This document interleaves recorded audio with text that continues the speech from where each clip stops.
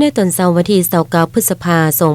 2025ถ้าพระบาทได้จัดพิธีปลูกต้นไม้แห่งชาติครบรอบ45ปี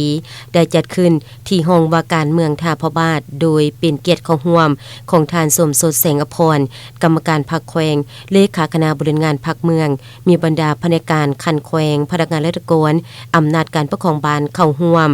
โดยปฏิบัติตามกฎหมายป่าไม้ฉบับเลขที่64/สพสลงวันที่13มิถุนายน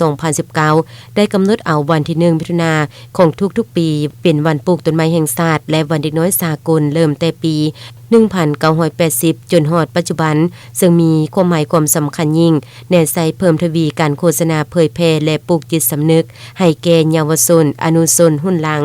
ให้รู้ผลประโยชน์และความสำคัญของป่าไม้ต่อกับการดำรงชีวิตของประชาชนบัดเฒ่าก็คือประชาชนภายในเมืองท่าพระบาทในอนาคต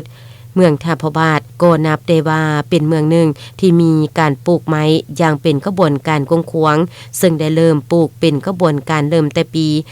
1996เป็นต้นมาฮอดปี2025มีเนื้อที่ป่าไม้ทั้งหมด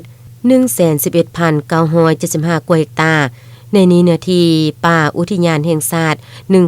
17,617 เฮกตาร์และเนื้อที่ปลูกไม้อุตสาหกรรม 4,000 กว่าเฮกตาร์ในปี2025ทั่วเมืองท่าพระบาทได้มีแผนการปลูกไม้ให้ได้100เฮกตาร์กาเบียให้ได้200,000เบียเก็บแกนให้ได้ 2,000 กว่ากิโล